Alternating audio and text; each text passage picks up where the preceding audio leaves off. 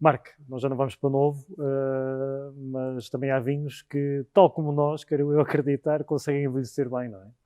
Sim, acho que aqui temos aqui uns bons exemplares de vinhos que, tal como nós, vão demonstrar toda a sua força e caráter e que realmente são vinhos que demonstram que em Portugal temos um grande potencial de vinhos de envelhecimento, grande potencial de guarda. Vamos começar já com um bom exemplar disso mesmo, que é este Alvarinho Soalheiro. Portanto, todos sabemos já que é a marca mais antiga de Alvarinho de Melgaço, que data de 1982, mas curiosamente as primeiras vinhas foram plantadas já em 1974, portanto ano de liberdade.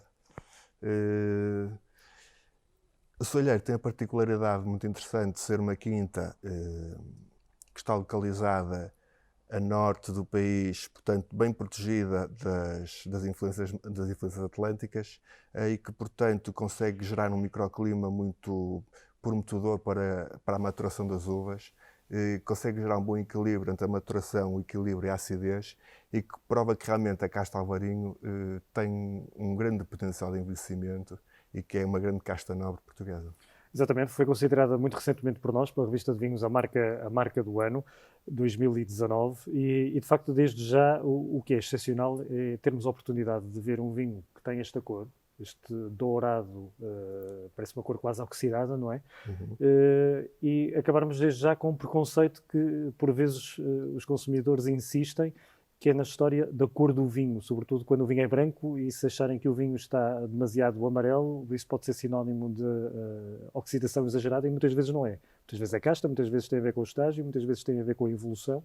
Neste caso aqui deste soalheiro 99 será certamente evolução, mas nós começamos a colocar este vinho no nariz e isto lembra quase um Riesling, não é? É um vinho sublime. Temos aqui estas notas ainda muito frescas, mas já com um certo teor de pólvora petrolado, ainda alguma fruta muito ligeira, mas que mostra realmente que é um vinho de exceção.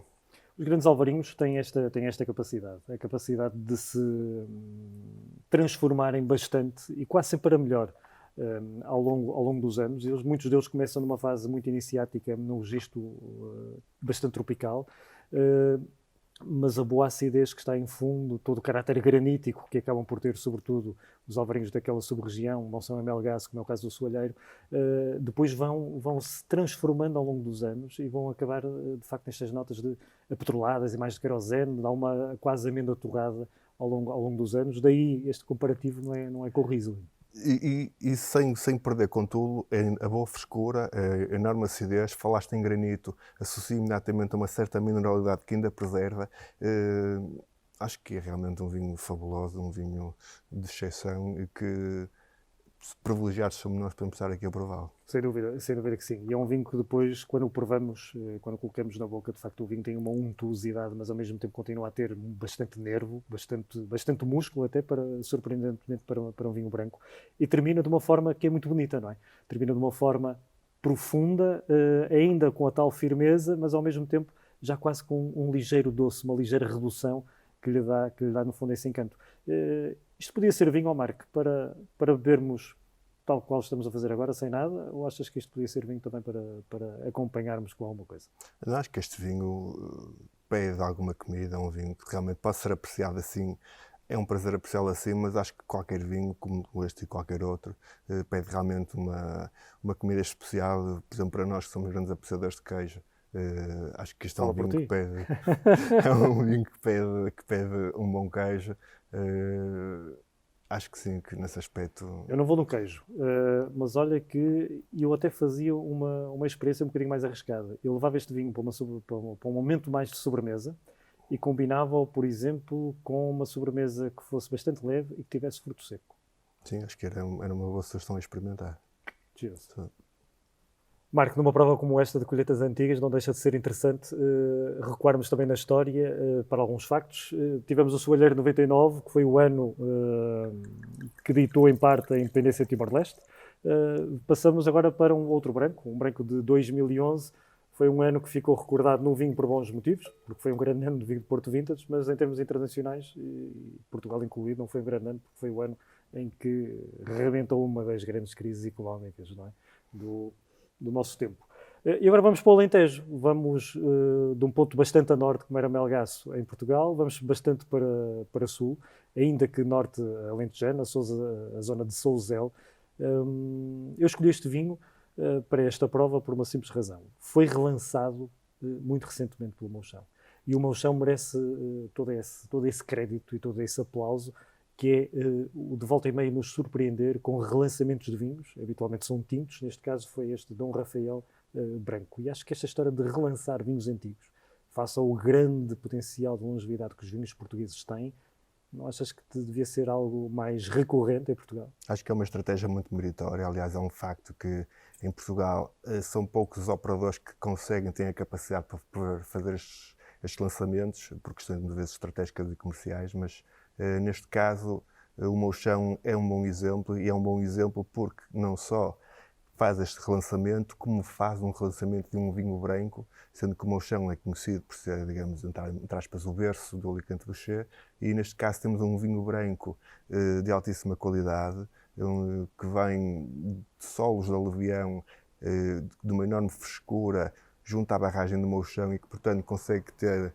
muita disponibilidade de água, muita frescura, para produzir vinhos brancos de altíssima qualidade. Exatamente. E agora voltamos à história da cor, que eu acho sempre graça compararmos muitas vezes a história, as cores de vinhos, sobretudo os de vinhos antigos. Reparem nestes dourados, eles são muito semelhantes em termos de cor, e depois quando colocamos o copo no nariz, vem aqui aromas bastante elegantes, mas há sobretudo uma certa pedregosidade que conseguimos percepcionar. Há muito caráter do solo neste vinho. Exatamente. E há sobretudo bastante nervo. E quando colocas o vinho no copo, de facto o vinho está ainda com uma acidez e está com uma vibração incrível. É um vinho que, afinal de contas, já tem praticamente 8 anos de estágio em garrafa, e consegue transmitir precisamente esse nervo, essa tensão, essa elegância, ao mesmo tempo essa frescura.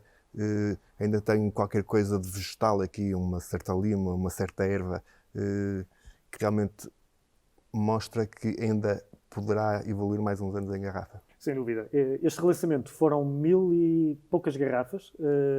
O preço é bastante convidativo. Aliás, temos aqui um ou outro vinho que ainda estão em comercialização e que podem ser encontrados em algumas garrafeiras especializadas, a preços, em alguns casos, pornograficamente baratos. O que é bom para quem os compra, o que se calhar não fará assim tanto sentido para quem está a vender, mas de facto é bastante meritório numa região como o Alentejo, um vinho branco de 2011 nesta performance.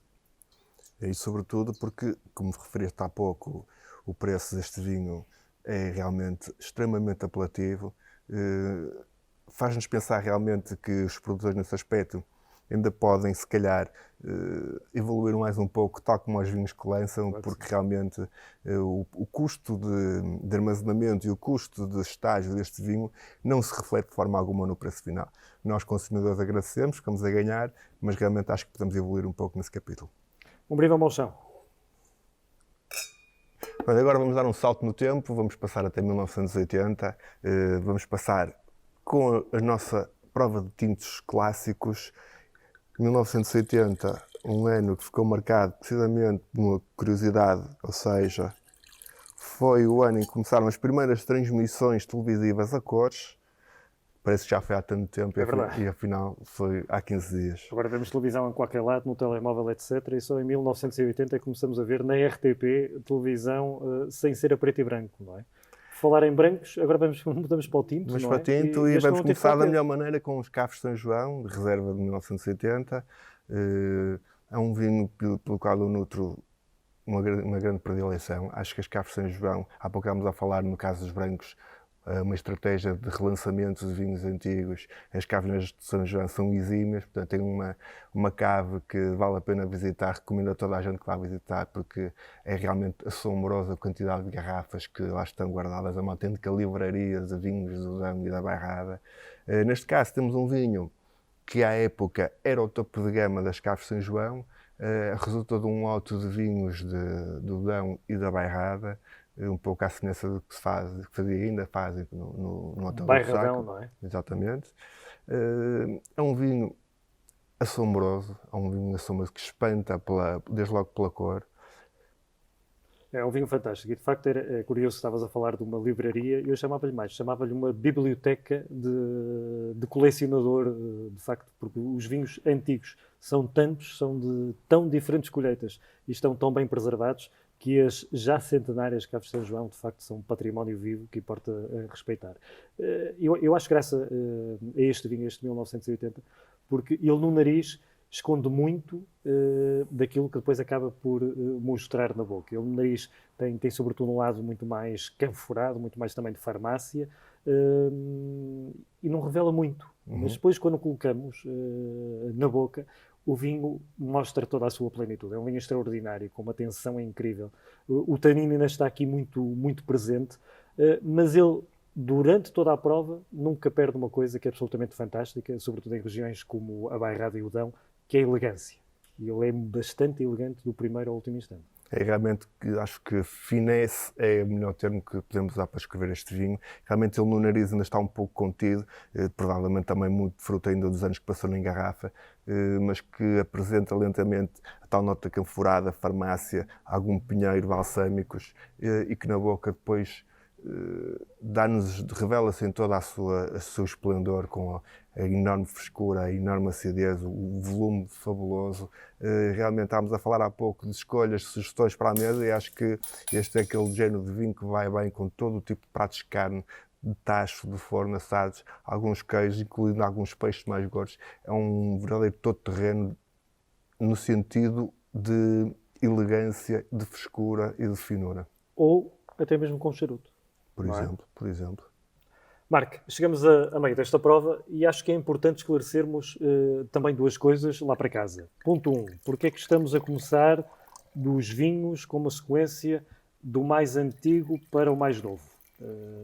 Porque concordamos no início e no fundo desta prova, não é? Que poderíamos correr o risco, se colocássemos ou se deixássemos as colheitas mais antigas para a final, das colheitas mais novas, no fundo, se sobreporem, nomeadamente em termos estruturais, aos vinhos mais antigos.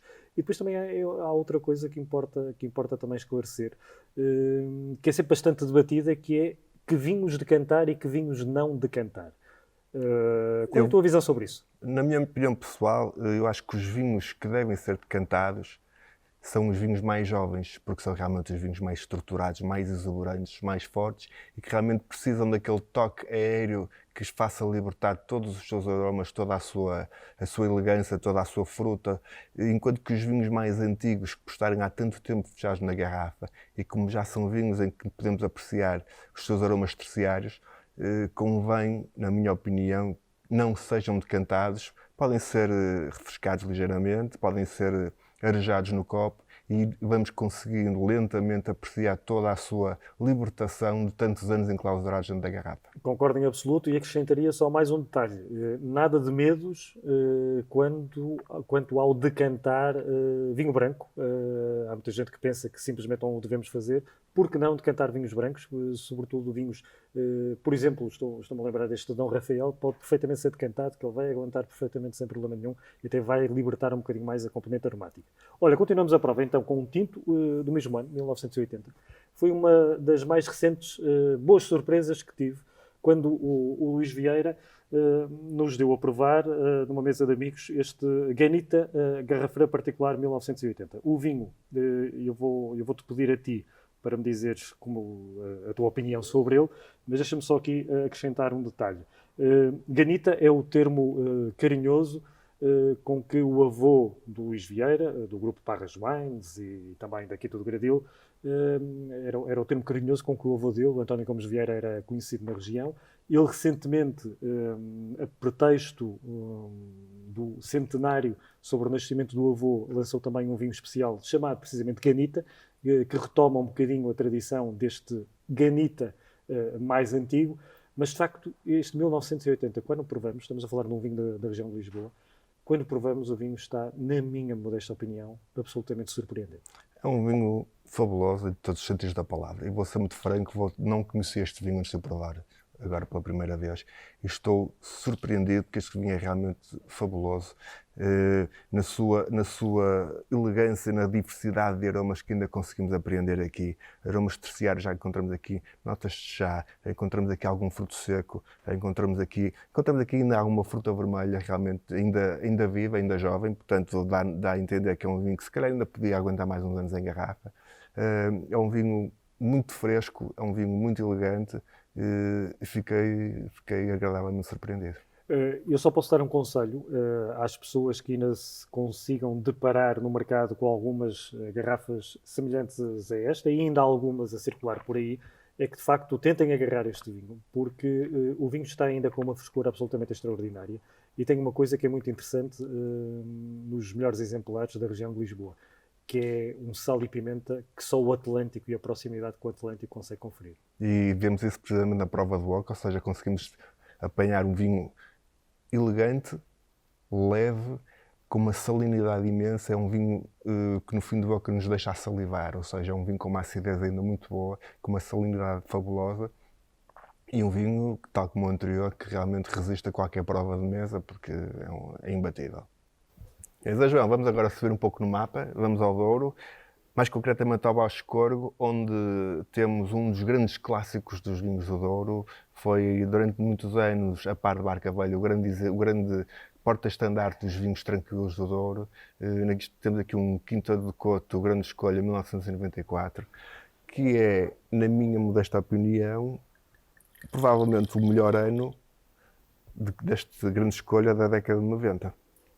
De facto, a Quinta do Coto tem pergaminhos históricos absolutamente incríveis.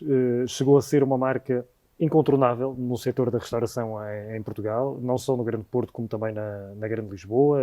Enfim, os grandes restaurantes portugueses tinham os vinhos do Coto, de facto, como mais do que vinhos super premium. É uma marca que, depois, nos anos 2000, perdeu parte do lastro que chegou a alcançar em décadas anteriores e que nos últimos tempos volta também, outra vez, relativamente à ribalta. 1994, antes de mais, deixa-me fazer aqui um parênteses, porque eu pessoalmente gosto muito de música. Em 1994 era eu um teenager ainda, embora já não pareça por causa da barba branca, foi um ano absolutamente marcado para mim porque morreu um ídolo da altura, que era o Kurt Cobain, o vocalista dos Nirvana. Ora bem, e posto isto, vamos continuar para um vinho que, na minha opinião, é um vinho fabuloso. Este não está morto, não é? Este está bem vivo. Está bem vivo e mostra bem isso mesmo, e acho que em grande parte resulta de uma conjugação de fatores, desde logo pelo fato de estar no Baixo Corpo, muito próximo da zona dos vinhos verdes, portanto consegue ter uma grande frescura, fruto de um clima realmente com bastante umidade, de solos xistosos, e o facto do vinho também ser feito a partir das castas autóctones do Douro, no caso do Touriga Nacional, Tinta Roriz e Sousão, mas que era estagiado em meias pipas de 225 litros, portanto conseguia ter aqui uma primeira evolução bastante favorável antes de ser engarrafado. Na garrafa evoluiu, como estamos aqui a ver, realmente para um vinho sensacional. É um vinho incrível. Eu acho que não é exagero nenhum se nós dissermos que este Quinta do Coto de 1994 tem à vontade mais 15 ou mais 20 anos pela frente em garrafa, porque ele de facto no nariz já está evoluído, já tem notas terciárias, já tem muito bosque, já tem até algum couro, muitos balsâmicos, mas na boca está com uma frescura e está com uma estrutura e uma pujança absolutamente incríveis. Não é? Exato, e acho que mostra bem também a capacidade que o Douro tem nesse aspecto de produzir vinhos que nunca mais acabam. São vinhos realmente que têm essa estrutura, um tanino muito delicado, um tanino muito suculento, um tanino de excelente qualidade. Que realmente, como tu disseste, aguenta perfeitamente mais 15, 20 anos e está aqui para as curvas. É um vinho senhorial, é um vinho majestoso, é um hino aos grandes vinhos do Douro, sem dúvida. Marc, e numa prova com vinhos extraordinários como esta de colheitas antigas, seria quase um sacrilégio não termos um exemplar da região do Dão, conhecida por ter vinhos brancos e tintos com uma capacidade longeva absolutamente incrível. Quinta da Fata, um clássico da região, ano 2004, um ano que em Portugal ficou famoso por ser o ano do Euro, que infelizmente para todos nós não terminou da melhor forma, não é? Aquela maldita derrota no Estádio da Luz contra a Grécia, mas voltemos ao vinho. Quinta da Fata é um produtor clássico, tem um carisma incrível, tem um produtor, o Sr. Eurico Amaral, cujo pai também esteve na gênese da cooperativa Nelas, e ele, através da Quinta da Fata, tem vinhos absolutamente incríveis, ao nível do melhor que nós podemos esperar, sobretudo quando temos a boa oportunidade, como vai ser este o caso, de os provarmos com vários anos em garrafa.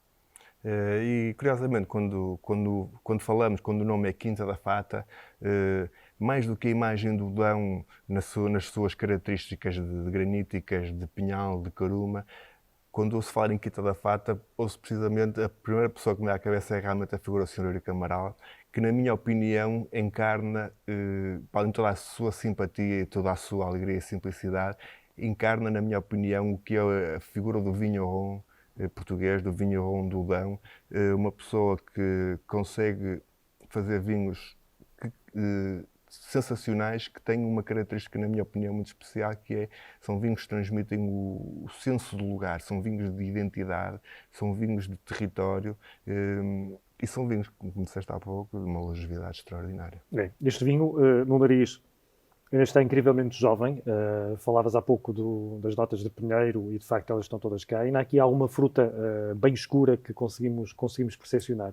E depois, quando colocamos o vinho na boca, o vinho tem uma sedosidade, tem uma estrutura, mas tem uma elegância absolutamente magistrais. Não é? E é um vinho que depois nos fica na boca. Eu estou neste momento a continuar a falar contigo, provei-o há, talvez, não sei, há mais de um minuto, e continuo a sentir o vinho como se tivesse acabado de o colocar neste momento na boca. O vinho é incrível. Não é? De uma elegância e uma frescura incríveis, e sobretudo tem outro aspecto, o facto de o vinho já ter alguns anos, permite que já tenha a madeira plenamente integrada, ou seja, a madeira que continua a sentir-se presente no aporte de taninos, no aporte de estrutura, mas completamente aveludada, completamente integrada, harmoniosa, um vinho super equilibrado, super fresco, e como também os anteriores, vai dar certeza muitas alegrias à mesa. Felizes de todos nós que somos portugueses e que temos este património ainda bem vivo, e felizes de nós que os conseguimos provar. E de facto temos que ter orgulho e temos que ser muito mais impositivos, sobretudo em termos internacionais. Não temos que ter problema absolutamente nenhum em pegar nos vinhos portugueses bons, brancos e tintos, já não falo aqui dos fortificados, e compará-los com outros grandes vinhos do mundo, porque não vamos fazer má figura, não é? E estes 6 exemplares demonstram-no claramente. Muito pelo contrário, acho que os vinhos portugueses não ficam atrás de qualquer vinho do mundo. Quando temos uns exemplares como estes, que são vinhos que podem durar perfeitamente mais alguns anos e que chegaram a esta fase, neste estado fabuloso, realmente acho que nós podemos orgulhar e agradecer aos produtores que continuam a fazer este tipo de vinhos, que continuam a lançar vinhos de qualidade no mercado, a dar-nos muitas alegrias. Sem dúvida. Não houve encontro presencialmente, mas olha, houve este nosso encontro com estes vinhos e um encontro com grandes nomes do vinho de Portugal. Lá para casa, um brinde para todos. Saúde.